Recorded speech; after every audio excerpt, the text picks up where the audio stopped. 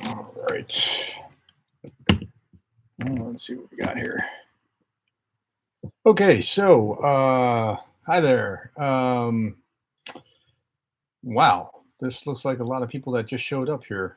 Okay, so welcome. We're going to go over some major events for the week, and there's a lot of major events. And what we're going to do is talk about those. I'll answer your questions, but I'll always try to prioritize your questions first. So, okay, if you are here and you can hear this, can you please tell me if my sound is okay? I just want to make sure I have the microphone here within reach. I just want to make sure that this is working. Yes, no, anyone? Okay, good. Okay, good. Sounds okay. It's you already had a conversation here without me. Good afternoon. Hello, uh, buddy. Number one question: have you ever considered contacting Jake Bro for a collab? He does now and then. Yeah, I have actually reached out to him with some things here and there and said if you're interested in talking about this, but not heard anything back from him. I'm sure he's a pretty big. He's got a lot of demands on his time. He's far bigger than I am, so I don't know if anybody knows him.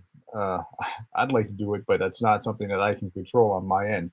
Number two, what has caused Americans to support a hostile foreign power, seemingly just the opposite of other domestic political party? Internal dissent is good, but when facing a foreign unjust nation, yeah, Ozzy, that's a really good question. Um, so there is a there are a couple factors going on here. One, there's some misinformation. There's some like Russian developed misinformation trying to and then you add on top of that some people are knee jerk. Anything that Joe Biden does, I don't want to have anything to do with if you're a Republican. And then you add on top of that another layer of hey, I've heard this in my echo chamber because of social media. Whatever social media you're on, you probably have more people that are of your political ilk than of the other political ilk. That's true of me. I do try to listen, but even then, mine are still going to have more Republicans than Democrats.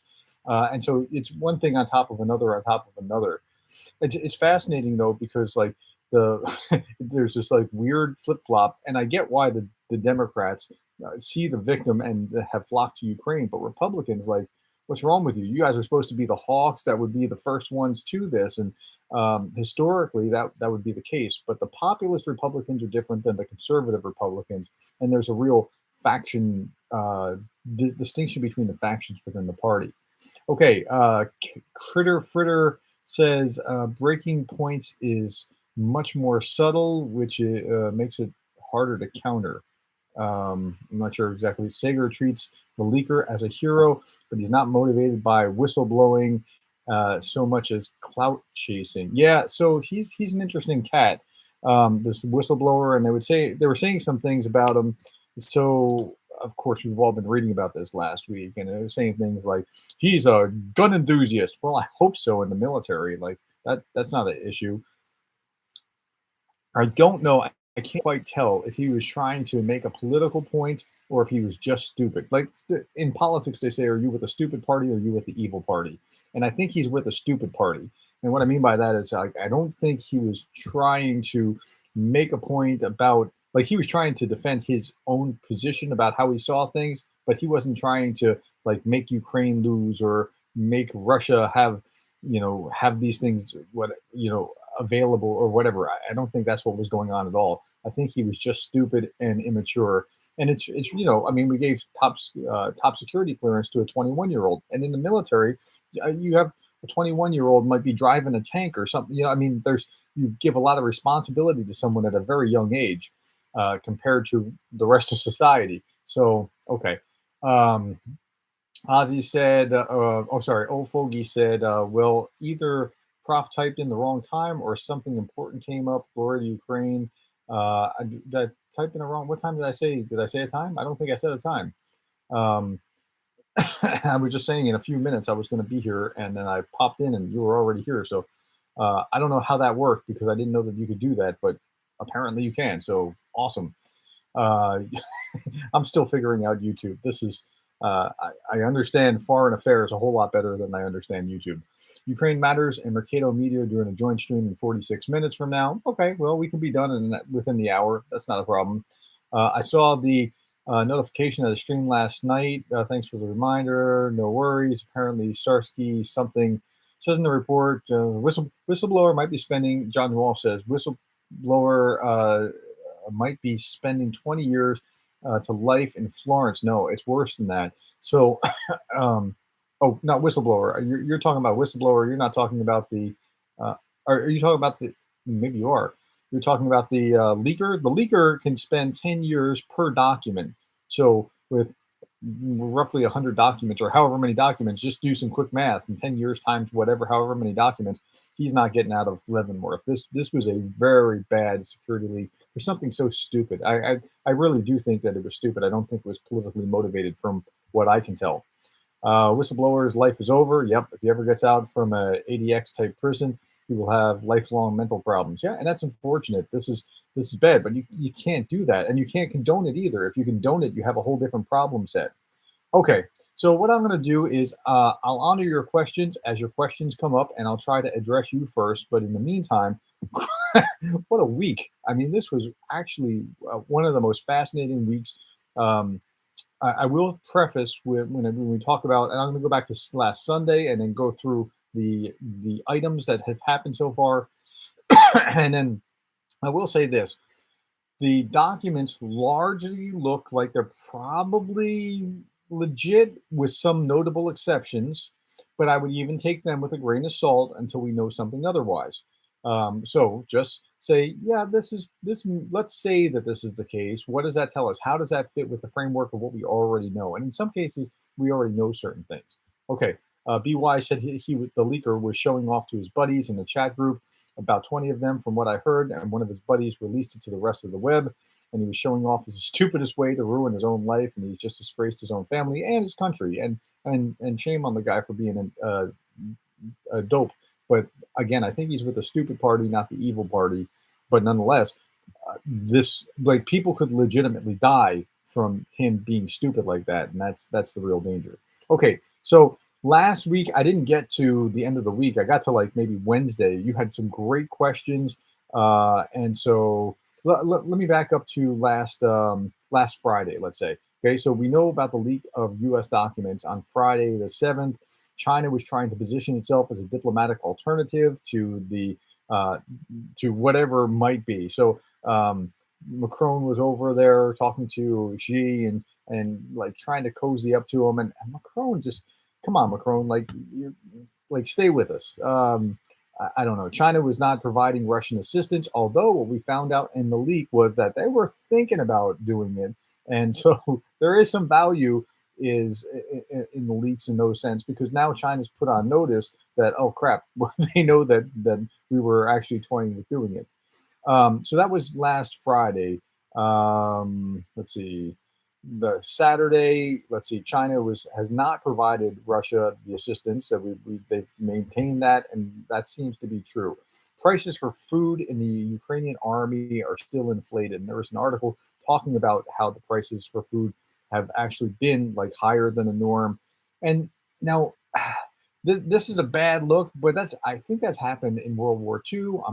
I know it happened in the Civil War. I mean, there's always been that kind of thing. And part of that is, let's say, grifters, and part of that is just there's a natural inflation that takes place when a commodity gets chased, like economically. The more people want this, the more people, the higher the price rises. If you want to live in a shack on the backside of a mountain in West Virginia, you don't have to pay a lot. If you want to live in a mansion on the beach in Florida, you have to pay a lot more than what you'd have to pay for that shack, because more people want the mansion in Florida. So it's, and if a whole lot more people wanted those mansions right now, it would cost even more. So there's a natural supply and demand. But I think there's also a little bit of trying to make deals as well. And we'll talk about that a little bit later in this week with hedge funds as well. Paul Young said the leaks worked. Russian commanders are questioning the true Russian casualties. Well, they're trying to pretend that it's a whole different thing.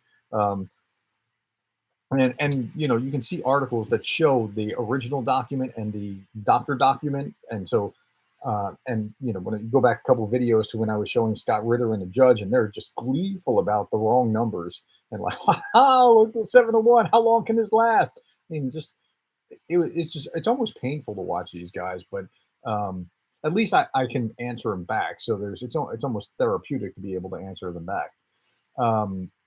Leaks worked. Russian command. Okay. BY said, my question is why he had that kind of access. They should never have been out. Yeah, they should never have been out. And he, his job apparently brought him to that kind of access, but he should never, like, he couldn't bring his cell phone in. He transcribed and then created things or something along those lines, is what I understand.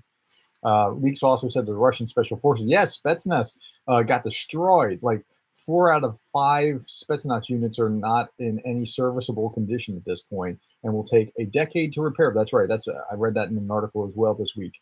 Okay, let me keep going through this, and then I'll come back to your questions when you have them. So Ukraine is now, as of last Saturday, to export energy again. The ISW said the Kremlin is not interested in serious negotiations. They've been saying that again and again, but it's clear by what they're doing that that's the case. Last Saturday was the anniversary of the Kramatorsk rail hub attack, and I put that into a short, and that's what I'm doing. So some of you said, I missed this year in review thing. So I thought, okay, let me just do that in shorts. Maybe that'll, it'll spread and maybe wake up some people that haven't actually been paying attention to the war. You'll get a good, quick sense of what that is. It'll be 30 seconds long, so it's not going to be that much. Like yesterday, I talked about the Moskva, and I just don't understand freaking YouTube, because I talked about the Moskva. The Moskva sank 1 year ago yesterday, and I got like 37 views about yeah, like I can't understand. Like, that was a huge event, but I'm not doing something apparently in YouTube that is causing it to spread or whatever. I plead ignorance. I just don't know enough about YouTube. Okay. So last week was the anniversary of the Kramatorsk rail hub attack. That's civilians waiting on a platform getting bombed by Russia, like as they're trying to get out, and it was intentionally hitting civilians. And then by the way, we have more trolls now than we used to have. And if you see trolls saying nonsense, just hit a thumbs down and ignore them. Don't fight with them. Just they'll go away because they'll get bored. Okay, Russia lost the UN elections in a number of places. Like Russia lost to Estonia for a chance to become the member of UNICEF's executive board. They were defeated by Romania for the commissioner on the status of women. They lost another big seat to Czechs for membership on the Commission of Crime Prevention and Criminal Justice. Like in the UN, they keep losing votes after votes, so they're not well liked in the UN right now. Ukraine, it was training 40,000 in Storm Brigade troops, the border, and they're broken into different divisions: the Border of Steel, the Hurricanes, the Spartans, the Chervona Kalina. I don't know what that means, but that probably means something to you if you're Ukrainian. Frontier, Rage, Azov, and Karadag. Now, Karadag, I believe, is a mountain in Ukraine, or a mountain range or something along those lines. So I recognize that. But yeah, so they're raising these troops. Okay, back to the comments here. Leaks also said, okay, so well, also the leaker's family had a long history in the U.S. intel services. Okay, I mean, I don't know that that means anything one way or another. The Moskva this is John Walsh, the Moskva is very embarrassing for the Russians, and they're trying to forget about it. Well, yeah, but why would my short about the Moskva not take off and have any life? That's that's what I don't understand. I just don't understand what I don't understand about YouTube. If anybody knows how I can like learn better YouTube, like please, if you have pointers, have mercy on me. Or if you know somebody who's a great YouTuber that can help me, I'd appreciate that. I understand what I'm talking about foreign policy kind of things, or how leaders act or interact, or those kind of things, but not this. Okay, last Sunday, Vitaly Volensky flees Russia after documenting a Wagner cemetery, and in doing that, he put the crosshairs on himself. Poland will provide 200 infantry vehicles. Putin is waiting for. There was an article that was talked about.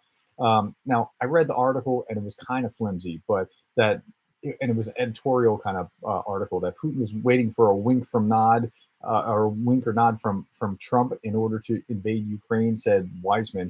He was one of Robert Mueller's special counsel. So I think this guy already has kind of a axe to grind against Trump. So I don't know how valid that particular article is. And um, I flagged it as one of the articles to read for myself, but I don't know how useful that was.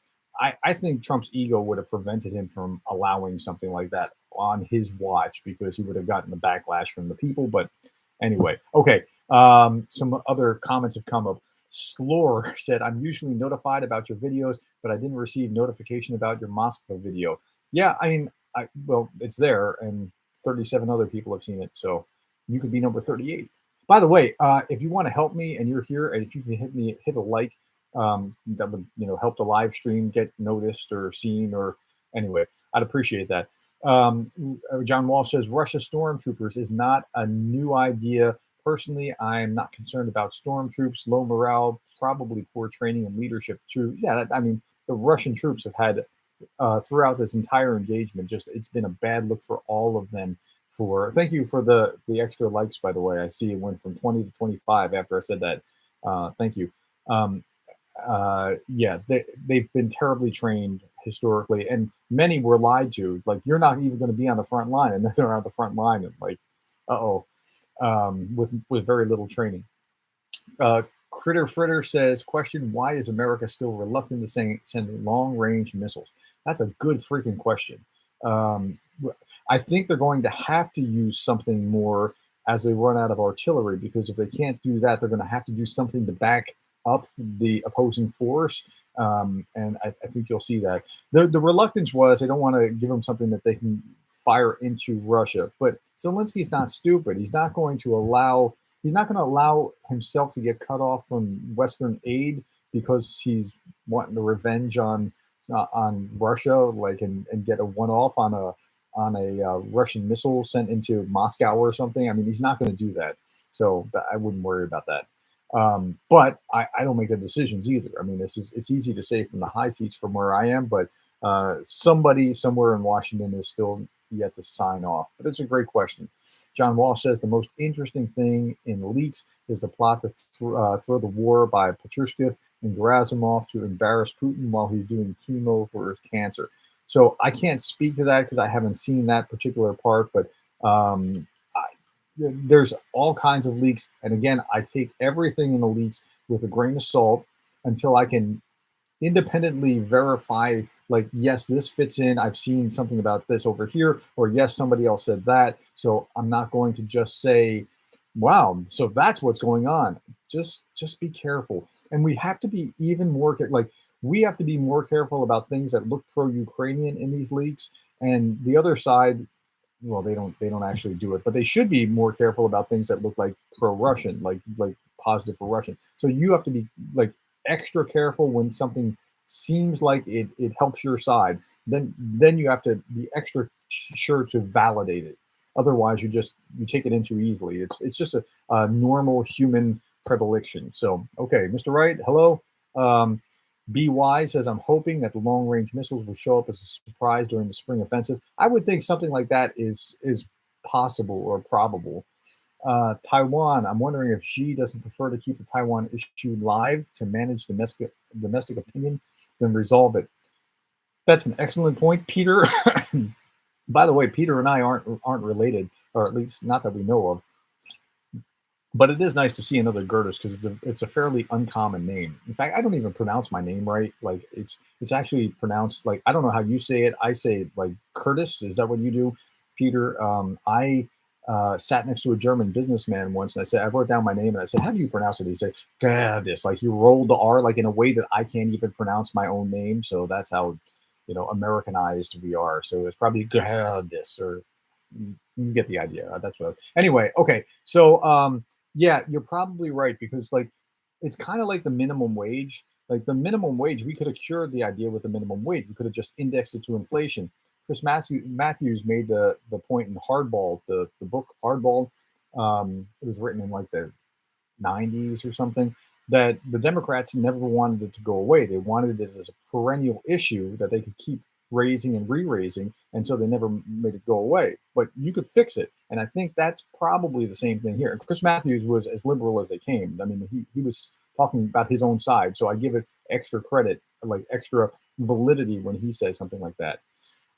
Peter also says your Moskva thing, skipped it because it said something like a year since I've already consumed too much look back content about Ukraine. I didn't want another summary of info I remembered.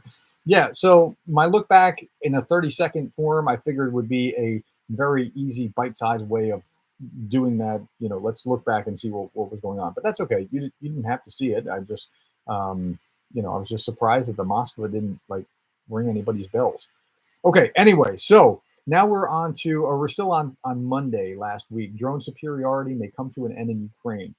Part of this is that the DJI drones, like my sons have trained on DJI drones, they're made with Chinese parts, and the Russians are starting to figure out how to disable them or knock them out with something that will compromise their technology. So they're going to have to work around that, or they're going to have a problem.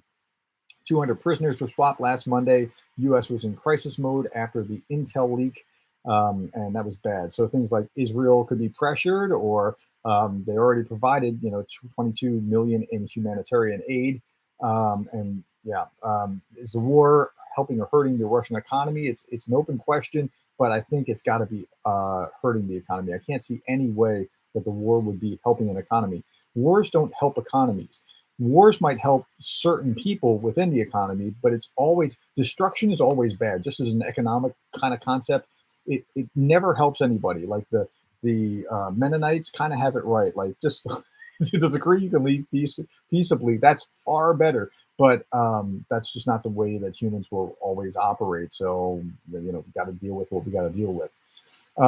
Just FYI, says Slur, Chris Matthews is a Democrat but not a liberal.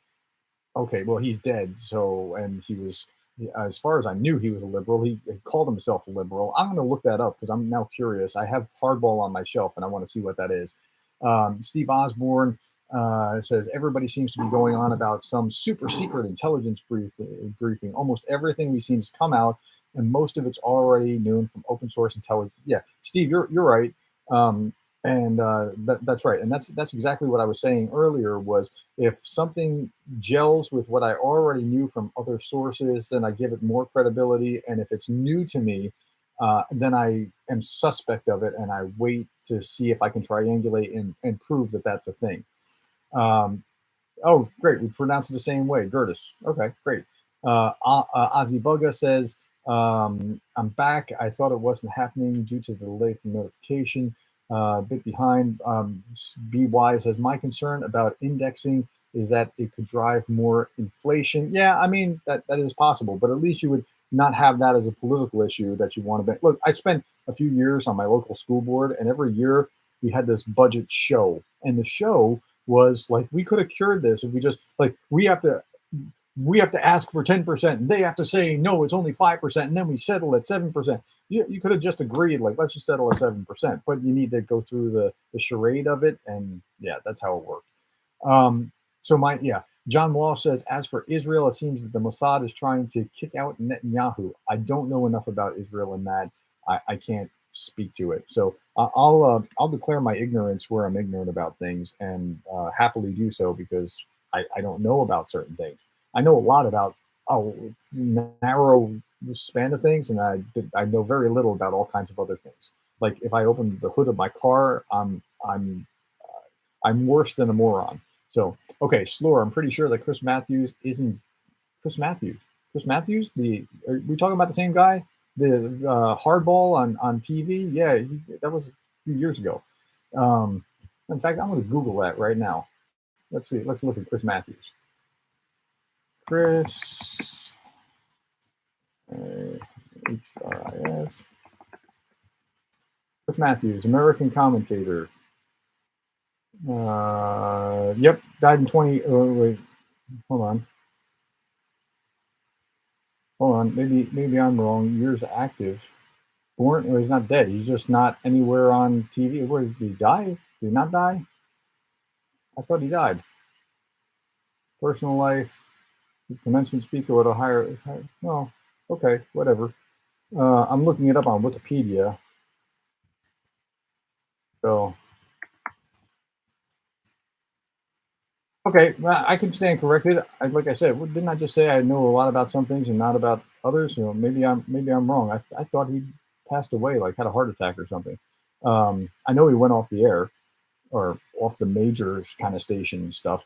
Okay, so egg on my face. I'm willing to stand corrected. A great algorithm says, Professor Gerdes, if you do not talk about Ukraine explicitly stating that they are conducting a genocide, you are the bad person supporting genocide. Ukraine admits that they are doing genocide. Okay, so great algorithm. I will give you one chance to provide clear proof. Otherwise, I'm going to ignore you from this point forward because you're probably a troll that's just being inflammatory. But I mean, if you can cite some clear proof of that, and then when you do, not just kind of like I asked for proof about Nazis. Nobody's ever been able to give me proof about Nazis. They all say, "Ooh, there was a symbol on somebody's uniform somewhere." Really, that's not proof. I mean, give me like real proof. But otherwise, Peter, it's just a show died. Okay, that's fair enough. But yeah, give me the legitimate proof that what you say is true. Okay. Paul Young, it's worse than that. He's dead, Jim. Is he or isn't he? I didn't see a death date on Wikipedia. Anyway, Zelensky's top advisor on video is saying so. That's your proof. Okay, great algorithm. You are now going to be muted here, so I'm not going to be talking to you anymore because we're not going to put up with stupid stuff or flaming or whatever else here. We're serious people trying to understand seriously what's going on. So, okay, let's get back to this. So last Tuesday, Pentagon damage control mode dealing with, for example, South Korea and Israel. South Korea does not want to give weapons during a time of conflict. That's kind of just how their culture has historically been. That's cool. I get it. They can be still useful with humanitarian relief. I said the same thing about Germany. They can do the same thing. And if you're listening to this and you want to give to the Ukrainian military, fine. If you want to give to humanitarian aid, like the first link that I put in there was to Samaritan's Purse for Ukraine, because that was my heart was like, hey, how do we help those that are suffering, right? I mean, that's what I put on. It's been on every video since the first one that I did. I'm almost at 500 videos now. So that's fine. That's still helping the cause. Former Reagan intel officer defects and sets up a sorry, not Reagan. Former Russian intel officer defected and set up a pro-Ukrainian unit. I don't know how big it is, but I thought that was kind of a cool article to flag as well. A British general was saying, now any general could say anything about anything, right? We have Colonel McGregor here. We have things like that, right? But he's saying the war could last for decades. I hope not. I mean, I hope they can, for the sake of the suffering of the people within Ukraine. And by the way, I was thinking about this. I was at the grocery store and I had this weird thought today, and it was, Bakhmut is getting worse and worse, right? Why have the Russians not used, like, you could have taken the same kind of missiles that you put at the Ukrainian population during the winter, like these huge multi-million-dollar missiles that you use to destroy an apartment building or complex of some sort, like or a power generation facility or whatever. You could have taken those and just pulled your own forces back a little bit and then just bombed the crap out of Bakhmut. Like, you could have done this and just destroyed what was left. But it seems like Russia cares more about killing civilian Ukrainians than they do about sparing the lives of Russian soldiers. And I mean, I could be wrong about that. Tell me what you think. I mean, that sounds like the way that they've operated. That's what they're doing. They're far more interested in doing that to civilians that have nothing near the front line than actually supporting their soldiers in Bakhmut. But they could have been doing it if they wanted to. Anyway, okay, back to your questions. Great algorithms, no more here. Mark Miller says Matthews had me too. Had his Me Too moment. Oh, okay, yeah, the Me Too movement. So that's what was going on when he lost the show. Okay, so that's why I went. I mean, he just kind of disappeared from the stage. Ben Hodges for 2024. Ben Hodges, anything that he says is I listen to. He's worth listening to. He's got a brilliant sense of things. I highly respect the guy. Peter Gerdes again.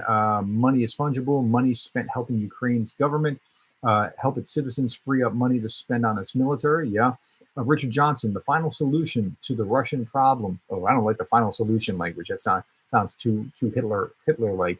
But I get what you're saying. The problem is a physical destruction of all Russians. Zelensky's advisor, Mikhail Polodek. Oh, that's the quote from Zelensky's. Yeah, I mean, I don't know that that's okay. So that's interesting. So maybe this guy came back as a guy named Richard Johnson, or maybe that's somebody else named Richard Johnson who's just supporting him. Either way, there's a difference between hyperbolic language and actual genocide, actually destroying people. Like the short I put out today, there was 6,600 and some odd um, Russian war crimes documented, and it's only like day 51 if you roll back the clock 1 year ago, and 198 children killed in Ukraine in 50 days. And you're worried about him saying that hyperbolic language. Unbelievable. Okay, let me go to Wednesday. Seymour Hersh talked about Zelensky stole 400 million. So Seymour Hersh, I was looking up stuff on him, and I don't know that. So he made his name with like the My Lai massacre and under Pulitzer prizes and things for looking at governmental corruption kind of issues. But I don't see the proof. I see him saying it. I see where he said it. But where's the proof of this? He was supposed to be buying diesel from Russia and then skimming the money. I can't see that nothing about Zelensky tells me that he would be doing that.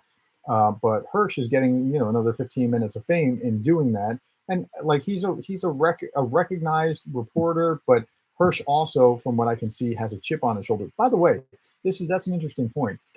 Hersh has a chip on his shoulder, just like McGregor, just like Scott Ritter. And I see this very often. Now, there's different camps. There are people that just believe the propaganda and people that have an axe to grind. And sometimes it's both, like one on top of the other, like McGregor or like Ritter. And I'll talk about this, I think, in a video this week.